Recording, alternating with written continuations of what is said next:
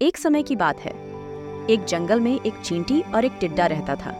चींटी बहुत दयालु और मेहनती थी और वो कभी काम में सुस्ती नहीं करती थी।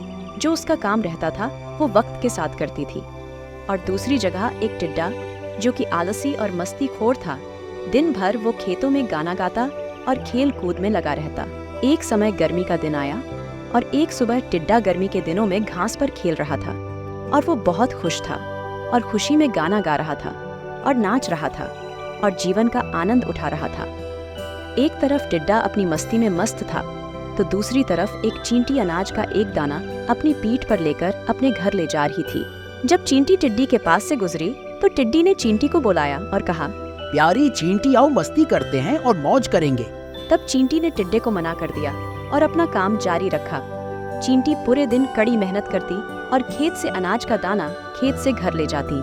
टिड्डा अपनी मस्ती में मस्त होकर चींटी को देखता है और हंसता है और चींटी को बार बार अपने पास बुलाता है और कहता है, प्यारी चींटी, तुम इतनी मेहनत क्यों कर रही हो? कुछ देर आराम करो और मेरा गाना सुनो। गर्मी के दिन बहुत लंबे और धूप वाले होते हैं। इतनी मेहनत के बाद इतने खूबसूरत दिन क्यों बर्बाद करे? मैं ठंड के मौसम के लिए खाना जमा कर रही हूँ। मेरी सलाह माने तो आप भी ऐसा करें, नहीं तो बाद में पछताओगे। अभी ठंडे मौसम के बारे में चिंता क्यों करें? मेरे पास बहुत खाना है और ठंड का मौसम अभी बहुत दूर है। हमारी तैयारी के लिए अभी बहुत समय है। फिलहाल मैं अपना समय आराम से सोकर मौज मस्ती करते हुए बिताना चाहता हूँ। अगर आप मेरी बात मानते हैं तो कड़ी मेहनत करना बंद करें और जिंदगी का आनंद लो। चींटी ने टिड्डी की बात को नजरअंदाज किया, अपना काम करती रही। पूरी गर्मी में कड़ी मेहनत करके चींटी ने अपने घर में सारा खाना जमा कर लिया जो ठंड के मौसम में काम आने वाला था। दूसरी ओर ठंडी के मौसम की तैयारी करने के बजाय पूरा दिन नाचता और गाता रहा। अपनी खुशी में उससे इस बात का एहसास ही नहीं हुआ कि गर्मी के दिन ज्यादा लंबे नहीं रहने वाले। जल्दी ही बरसात के दिन और फिर ठंडे के दिन आएंगे। उन जैसे प्राणियों के लिए मुश्किल दिन रहेंगे। धीरे धीरे गर्मी दूर हो गई और बरसात का मौसम आ गया। फिर बरसात का मौसम ठंडी में बदल गया।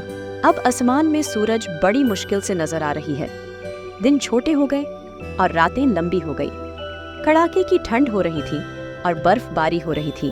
अब टिड्डी को एहसास हुआ कि चींटी सही कह रही थी। उन्हें भी इस मौसम के लिए पहले से तैयारी करनी चाहिए थी, लेकिन वो पूरी गर्मी नाचता गाता और मौज मस्ती करता रहा। अब तो ना उसका मन गाने में लगता है और ना नाचने में। टिड्डी का खाना खत्म हो चुका था। वो ठंड और भूख से तड़प रहा था। उसने सोचा नहीं था कि ठंड इतनी भयानक हो सकती है। उसके पास खाना नहीं था, बर्फ से बचने का कोई इंतजाम नहीं था। उसे लगने लगा कि जिस गर्मी के मौसम का उसने इतना आनंद लिया है, अगली बार देखने के लिए शायद वो जिंदा नहीं रह सके। एक दिन बर्फीले मौसम में भूख से परेशान होकर उसकी नजर एक चींटी पर पड़ी जो मजे से अपने घर में आराम कर रही थी। उसके पास ठंड से बचने के लिए काफी खाना जमा था। टिड्डा अपनी गलती स्वीकार करने लगा और जोर जोर से रोने लगा।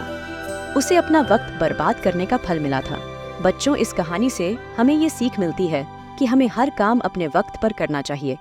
अगर ये वक्त निकल गया तो पछतावे के अलावा कुछ नहीं मिलेगा।